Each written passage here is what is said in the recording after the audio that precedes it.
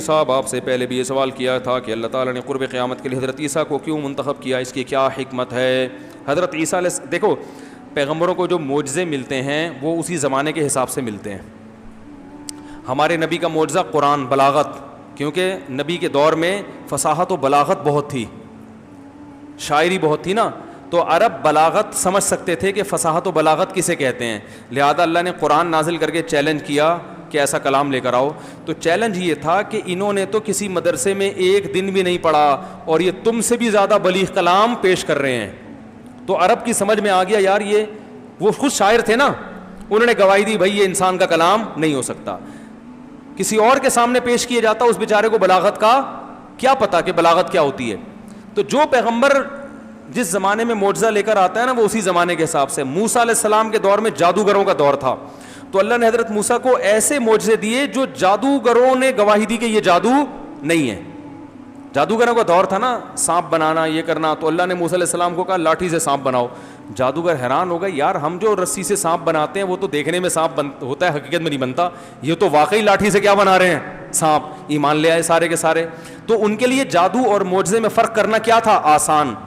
جس کو جادو کا نہیں پتا اس کے لیے جادو اور معجزے میں فرق کرنا، بولو بھائی، مشکل. تو اس لیے اللہ نے موسیٰ علیہ السلام کو ایسے معجزے دیے جو اس زمانے کے لحاظ سے بہترین تھے.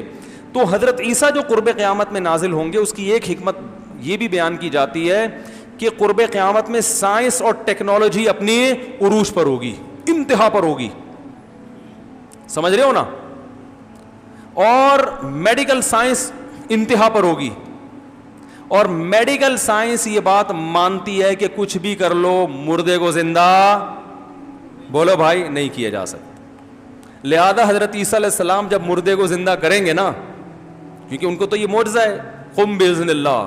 وہ 6 مہینے سے مردہ برف خانے میں پڑا ہوا ہے، اسے کہہ دیا قم باذن اللہ، وہ زندہ ہو کے کھڑا ہو گیا.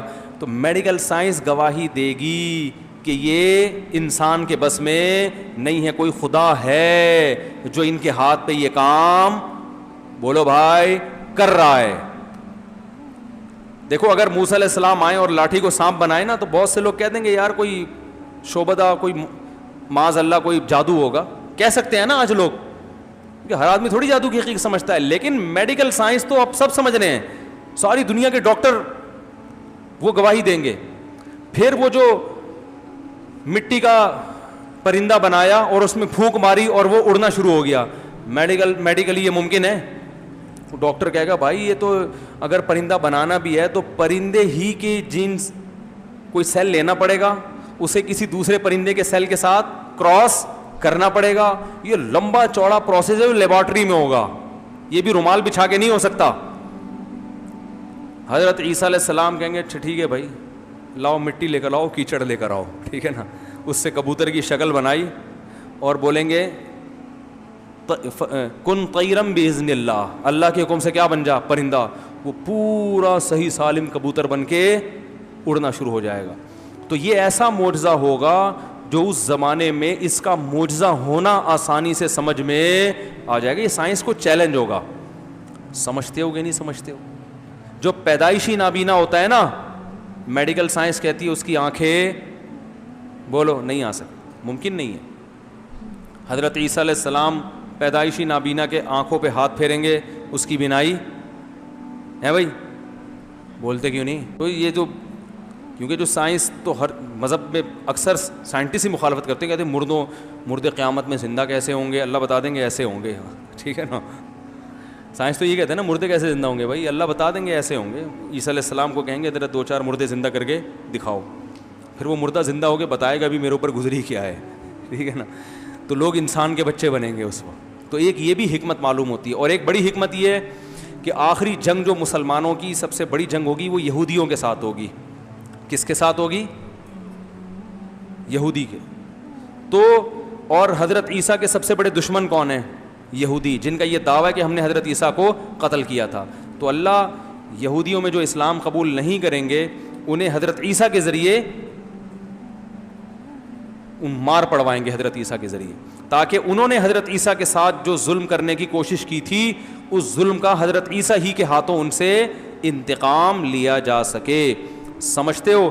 اور تیسرا مسئلہ، تیسرا اس لیے کہ ہمارے ہاں جو لبرل لوگ ہیں جو کہتے ہیں حضرت عیسیٰ آسمانوں پہ زندہ نہیں ہے، جو جغامدی صاحب جیسے لوگ، اللہ ان کے بارے میں بھی بتا دے گا حضرت عیسیٰ جب نازل ہوں گے نا تو وہ بھی بتا دیں گے کہ دین مولویوں سے سیکھا کرو، پروفیسروں سے بولو بھائی نہیں سی. جب وہ آئیں گے نا قرب قیامت میں تو خود بتا دیں گے دیکھو میں آسمانوں پہ زندہ تھا اور غامدی صاحب کے جتنے کلپ تھے وہ سارے کیا ہو گئے، جھوٹے ہو گئے. تو اب میں جب دنیا سے جاؤں گا تو آئندہ خیال کرنا بیانات علماء کے سننے ہیں، لبرل ٹائپ کے پروفیسروں کے بولو نہیں سن. یہ بھی ایک وجہ حضرت عیسیٰ علیہ السلام کو واپس لانے کی.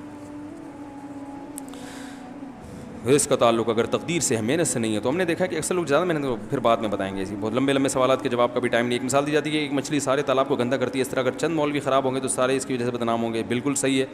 لوگ کیا کرتے ہیں، ایک دو مولوانا کو غلط دیکھا تو سارے مولویوں کو برا بھلا کہنا شروع کر دیا. ایسا تھوڑی ہے بھائی، ہر فیلڈ میں اچھے بھی ہوتے ہیں برے بھی ہوتے ہیں.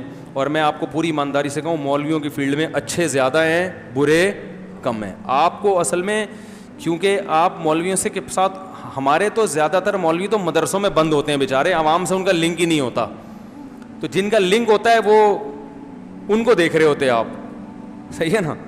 تو ہم تو علماء کے ساتھ اٹھے بیٹھے ہیں، اللہ کا شکر ہے ہم نے تو زیادہ تر کو کیا دیکھا ہے، اچھا ہی دیکھا ہے، سخی دیکھا ہے. گناہوں سے خامیاں ہر ایک میں ہوتی ہیں، پورا صحیح دنیا میں کوئی بھی نہیں ہوتا، لیکن خیر الحمدللہ غالب ہے.